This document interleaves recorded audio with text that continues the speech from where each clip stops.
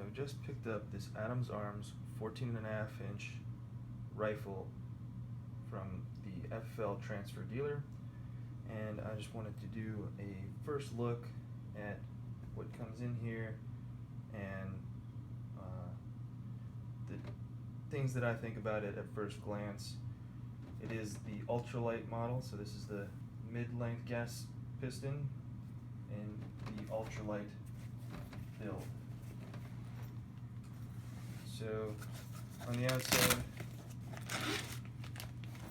we have a Lancer magazine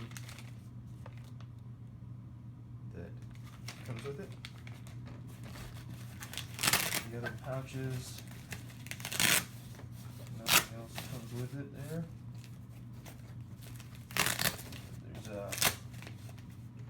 3 standard 5.56 magazine pouches, and then this wide one pouch here in this range bag here in the middle, a zip pouch here at the end.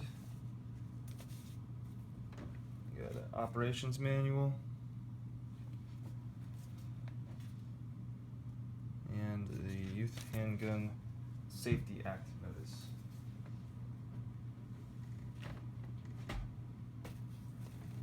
So I'm going to go ahead and open it up now.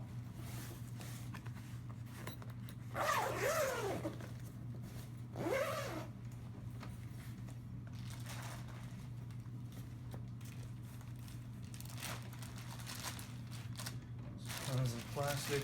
I did open it up to inspect it at the dealer, but I put it back in the plastic, bring it home.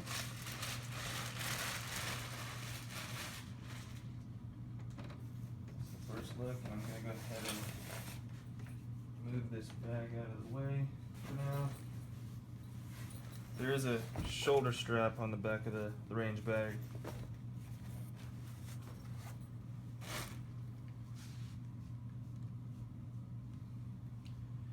So that is the picture of the rifle at first glance. The major appeal of this rifle to me is the weight at 5.6 pounds. It does feel fairly light. The bulk of my experience with rifles is the M4. So I would say it's fairly comparable to a stripped down M4, probably even a little bit lighter. So I like the feel of it. I like the feel of this MOE handguard. It does have a nice feel to it. Go ahead and charge a few times.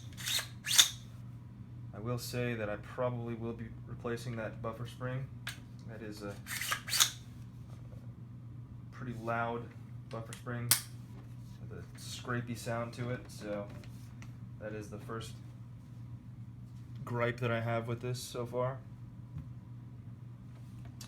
I'm going to go ahead and do basic takedown on here. First thing, is the difference with the M4 is that the bolt carrier group automatically kind of pops out a little bit due to the spring-loaded bolt. So this is the UltraLite bolt.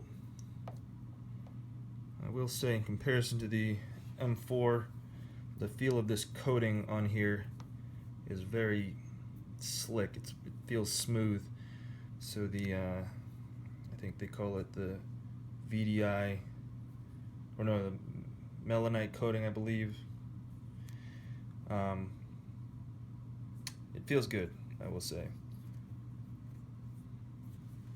I'm no expert on firearms aside from my experience as a user, but I'm excited. This is my first rifle as a civilian, so it is a pretty exciting step for me. I guess we can go ahead and check out this buffer spring, see why it's so loud. So that's the buffer and buffer spring. It does, I mean, it feels pretty standard. I mean, nothing out of the ordinary to me, but that is a loud charge, or a loud scrapey charge sound. The gentleman at the FFL transfer dealer is also a Adams Orange owner, and he had recommended, when taking off the piston, to do it vertically. So I'm going to go ahead and try that. I have not tried this yet, because there can be a tendency for that spring to get caught on the gas block, and I'll say, there's a spring inside there. You can get caught on the gas block and hang you up, and then it can get stuck inside the handguards. These handguards are fairly easy to take off, so it's not as big of a deal, I would say, but taking this down.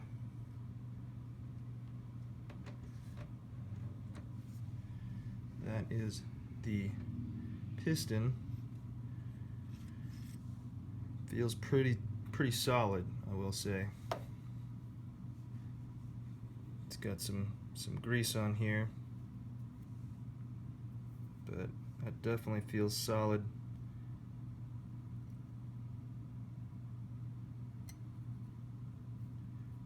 Feels like a pretty solid system.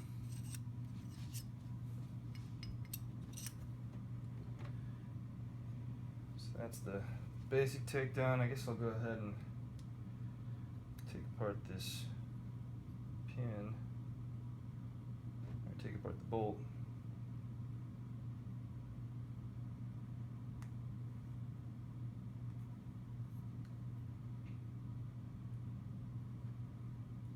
Usually I got something for this, but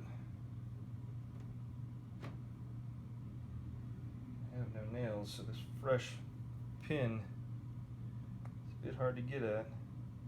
Cotter pin, that is. I'll go ahead and take this Arlie Ermy signed Glock knife. I met him over at the AUSA convention one time. So I am gonna get that.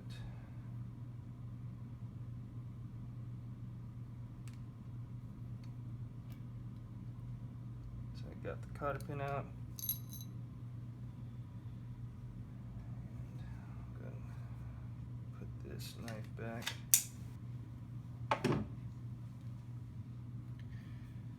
So I'm gonna take out the rest of these pieces. Take a look at this bolt. So this is my first look at the bolt.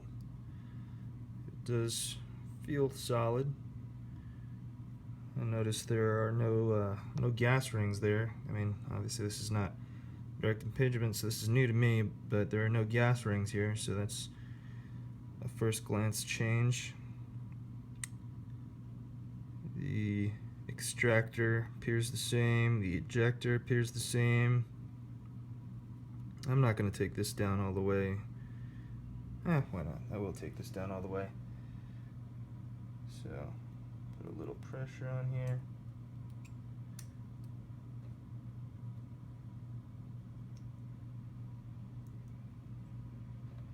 Yep, the extractor looks pretty standard to me. This rubber, this thing has a rubber thing on the spring to add some extra tension, I guess, on the extractor. This is something that I'm told is pretty normal these days with ARs. I don't recall ever having one on my M4, but that is there, so that's pretty interesting. I'll go ahead and reassemble that.